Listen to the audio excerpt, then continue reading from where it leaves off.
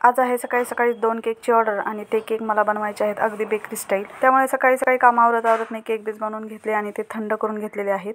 त्यानंतर त्याची आयसिंग करून घेतलेली आहे आणि इथे तुम्ही पाहू शकता आयसिंग केल्यानंतर थोडेसे फ्रीजमध्ये ठेवले होते हे केक आणि त्यानंतर मी हे न्यूट्रल जेल घेतलेले आहे, त्यामध्ये येलो कलर ॲड केलेला आहे आणि त्यानंतर वरती आपल्याला अशा पद्धतीने केक डेकोरेट करायचा आहे। अगदी बेकरी स्टाईल केक झाले होते, दोन्ही पण खूप सुंदर झाले होते आणि चवीला सुद्धा तेवढेच छान झाले होते।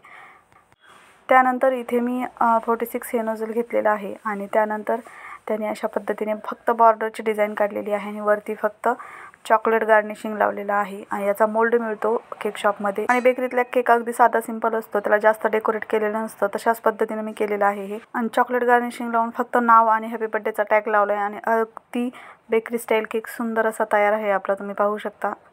त्यानंतर दुसरा सुद्धा केक अगदी बेकरी स्टाईलच झालेला आहे, तो आहे चॉकलेट केक आणि त्याला सुद्धा तशाच पद्धतीने मी आयसिंग करून घेतलेली आहे आणि त्यानंतर थोडासा फ्रीजमध्ये ठेवल्यानंतर परत एकदा त्यानंतर केक डेकोरेशन करण्यासाठी घेतलेला आहे।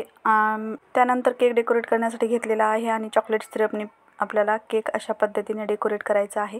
पूर्ण केक मी कव्हर करत नाही कारण की आपल्याला बॉर्डरला थोडीशीच डिझाइन चॉकलेटची काढायची आहे आणि त्यानंतर आतमध्ये वेगळी डिझाइन काढायची आहे। अशा पद्धतीने मी फक्त बॉर्डरच याची काढून घेतलेली आहे आणि त्यानंतर वरची बॉर्डर आणि आपल्याला खालची बॉर्डरसुद्धा आपल्याला 46 या नोझलनेच कव्हर करायची आहे अशा पद्धतीने। आणि अशाच पद्धतीचे तुम्हाला बेकरी स्टाईल केक जर शिकायचे असतील तर या चॅनलला नक्की सबस्क्राईब करा, कारण की या चॅनलवर तुम्हाला नवनवीन केक शिकायला पाहायला मिळतील। आणि आजचे दोन्हीही केक जर तुम्हाला खरंच आवडले असतील तर एकदा लाईक करा, शेअरसुद्धा करा आणि सबस्क्राईबसुद्धा करा आणि त्याशी बेल आयकॉन देखील प्रेस करा, म्हणजेच असेच नवनवीन केक आणि रेसिपीज तुम्हाला नक्कीच पाहायला मिळणार आहेत। आणि चला तर मग पुन्हा भेटूया नवीन एका व्हिडिओसह, तोपर्यंत बाय बाय, टेक केअर।